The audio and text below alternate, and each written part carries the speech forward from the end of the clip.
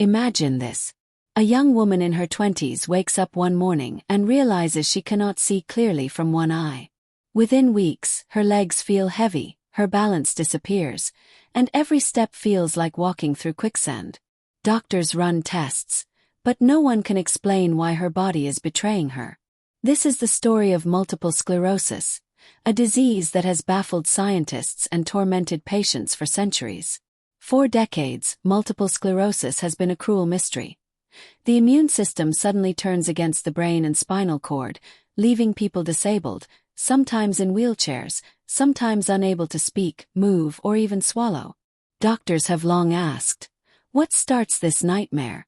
Why does the body, designed to protect us, instead attack the very nerves that control our lives? Theories were everywhere: genes, diet, viruses, even environmental toxins. But none could explain the strange patterns of multiple sclerosis, why it strikes more in colder countries, why women suffer more than men, and why flare-ups seem to appear after infections. And then, after decades of failure, scientists finally uncovered a hidden suspect. Not a virus, not a genetic mutation, but something much smaller, much older, and far more cunning. Bacterium. For the first time in history, researchers believe they have identified the bacteria that trigger multiple sclerosis.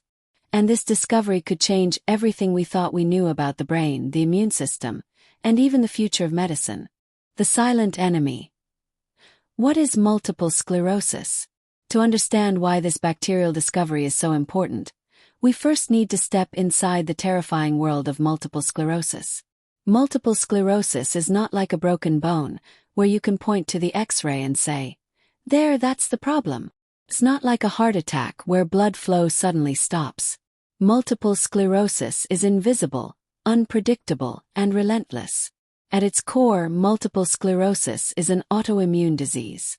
This means the body's own defense system, the very army designed to protect us from infection, turns against us.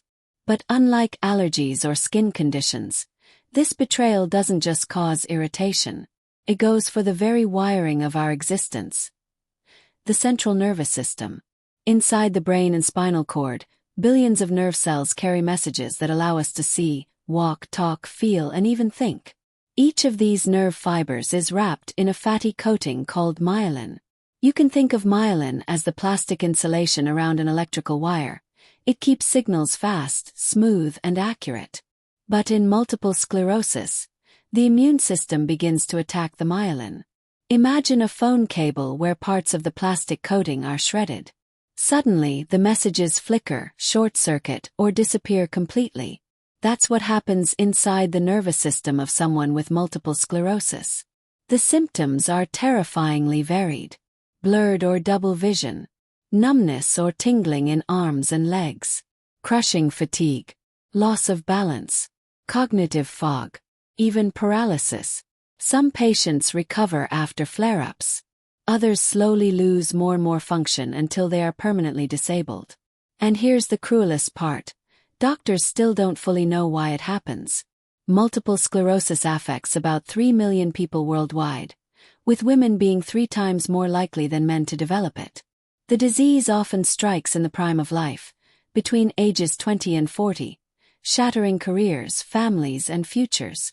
Scientists have long known that both genes and environment play a role. But genes alone couldn't explain it. Identical twins, sharing the exact same DNA, don't always both get multiple sclerosis. That meant something else was at play. Something external. Something hidden. For decades, researchers hunted for the culprit. Was it a virus? Was it toxins in food? Was it stress? Climate? Vitamin deficiency? Patients were told again and again, "We don't know." But now, for the first time, the veil is lifting. And behind it stands a microscopic enemy, a bacterium quietly living inside the human body, capable of triggering the devastating cascade that leads to multiple sclerosis. The long search. Decades of failed clues. The story of multiple sclerosis is not just about a disease. It's about a scientific mystery that spanned generations.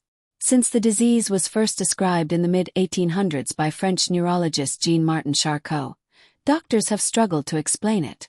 Charcot observed strange lesions in the brains of patients with tremors, weakness, and vision problems.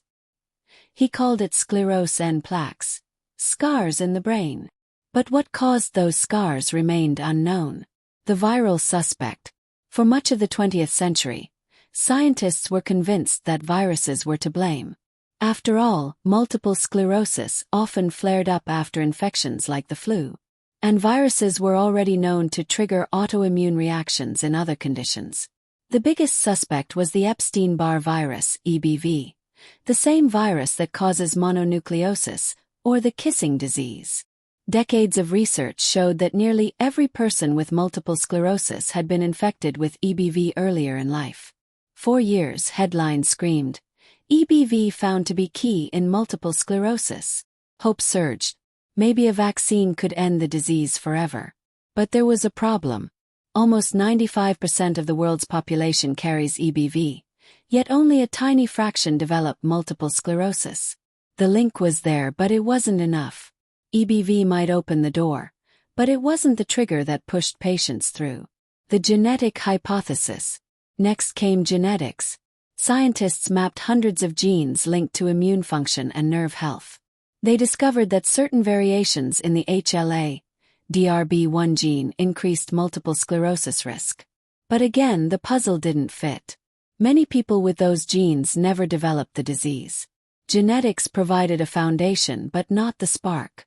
The environmental puzzle. Then came geography. Strangely, multiple sclerosis rates were far higher in colder regions like Canada, Northern Europe, and the northern US, and much lower near the equator. Why? Some suggested vitamin D deficiency from lack of sunlight. Others pointed to diet, toxins, or even industrial pollution. But none of these could fully explain the patterns.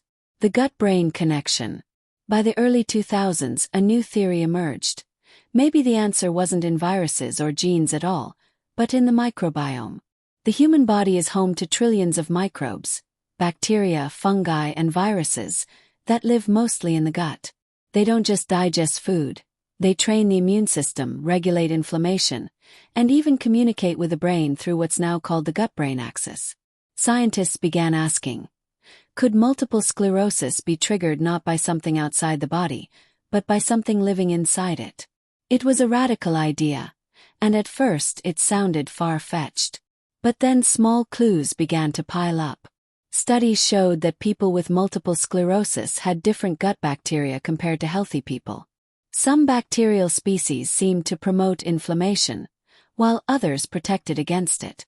Still, no one could point to a single culprit species. A smoking gun. The mystery deepened. Patients waited. Families hoped. Scientists searched. And then, after decades of chasing shadows, the breakthrough came. A team of researchers finally zeroed in. Not on a virus, not on a gene, but on a specific bacterium that could actually trigger the immune attack leading to multiple sclerosis.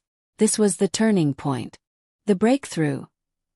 Identifying the bacterial trigger. The breakthrough did not come overnight. It was the result of decades of frustration, new technology, and relentless pursuit of answers. For years, researchers had been comparing the gut bacteria of people with multiple sclerosis to those of healthy individuals. They noticed patterns. Some bacterial species were consistently more abundant in patients, while others seemed to be missing. But the challenge was proving cause and effect. Were these bacteria merely bystanders, or were they actually driving the disease? The answer came when scientists began using germ-free mice. Mice raised in sterile environments with no microbes at all. When gut bacteria from multiple sclerosis patients were transplanted into these mice, something remarkable happened. The mice began to develop symptoms resembling multiple sclerosis. This was the first solid evidence that bacteria could actually trigger the disease. But which bacteria? Out of trillions of species, could one be the culprit? Finally, researchers zeroed in on a particular strain. Let's call it Bacterium X, as the exact species is still being debated among scientists. This bacterium had a unique ability. It produced proteins that looked eerily similar to proteins in human myelin. This phenomenon is called molecular mimicry. The immune system sees the bacterial protein, gears up to fight it, and in the process mistakenly attacks human myelin, because it looks almost the same. It was the missing link. The theory suddenly made sense. A person with genetic susceptibility gets exposed to this bacterium. Their immune system launches an attack against the microbe. Because of molecular mimicry, the immune system begins attacking the myelin sheath in the nervous system. Multiple sclerosis develops. This was more than a theory, it was a paradigm shift. For decades, doctors had been treating multiple sclerosis with drugs that suppress the immune system. But this discovery suggested that the real solution might not be to silence the immune system, but to eliminate or neutralize the triggering bacteria itself. How the bacterium triggers multiple sclerosis. So how exactly does this bacterium transform a healthy person into someone battling multiple sclerosis? The process is as complex as it is fascinating. Step 1. Entry into the body. The bacterium typically enters the body through the gut. Like many microbes, it can live harmlessly in some people. But in others, especially those with certain genetic risk factors, it begins to cause trouble. Step 2. Training the immune system. The immune system is like a police force trained to recognize enemies.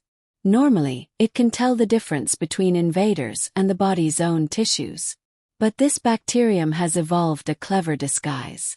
Its proteins mimic myelin proteins. When the immune system attacks the bacterium, it accidentally learns to see myelin as an enemy too. Step 3. The crossing of the barrier. The immune cells, now mistrained, don't stay in the gut. They travel through the blood, cross the protective blood-brain barrier, and infiltrate the central nervous system. Once inside, they unleash chaos. They attack myelin. They call in reinforcements, other immune cells, that amplify the destruction. Inflammation rages, leaving behind scars or sclerosis in the brain and spinal cord. Step 4. The symptoms. Depending on where the scars form, different symptoms appear. If the optic nerves are attacked, vision problems. If the spinal cord is attacked, paralysis or numbness. If the brainstem is damaged, loss of balance, dizziness, or even difficulty swallowing. This explains why multiple sclerosis looks so different from patient to patient. The same underlying process can cause 1,000 different outcomes. Step 5.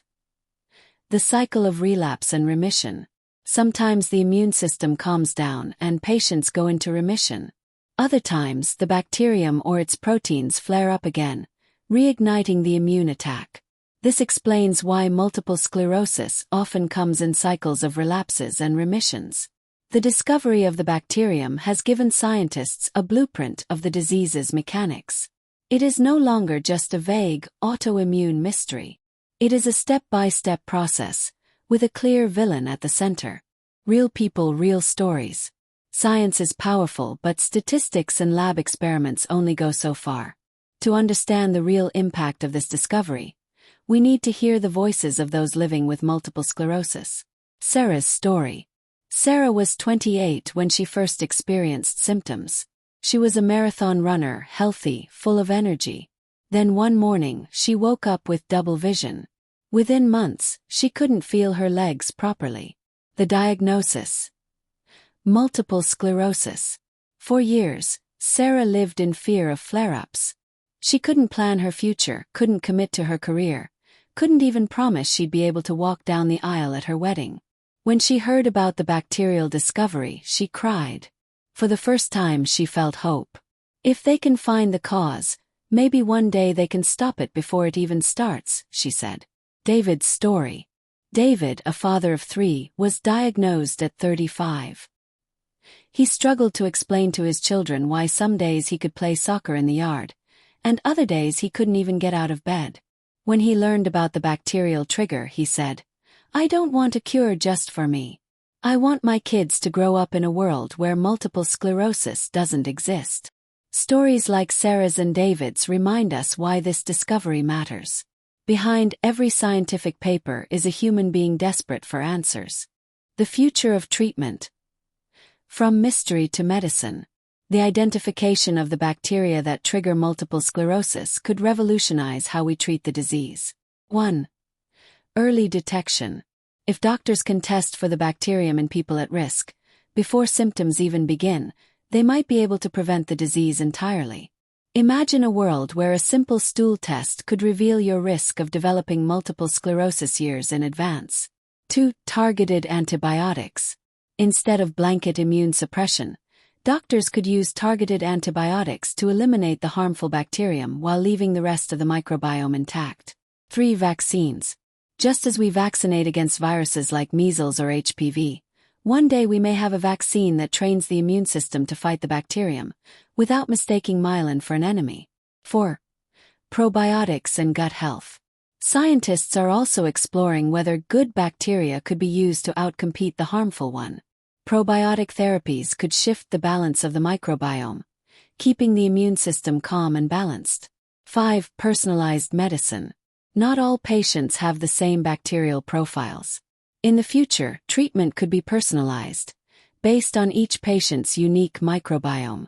Doctors could tailor therapy like a mechanic tuning an engine, precise and individualized. The possibilities are staggering. What was once a disease of despair is now becoming a disease of potential solutions. A turning point in the fight against multiple sclerosis. For centuries, multiple sclerosis has been a mystery wrapped in suffering. Millions of people lived in fear, with no answers, no explanations, and only partial treatments. But now, with the discovery of the bacterial trigger, the tide is turning. This is more than just a scientific achievement. It is a beacon of hope for every patient who has ever sat in a neurologist's office and asked, "Why me?"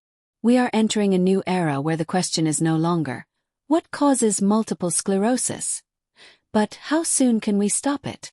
Perhaps one day, children will read in history books about a disease called multiple sclerosis that once stole futures, but is now nothing more than a chapter of the past.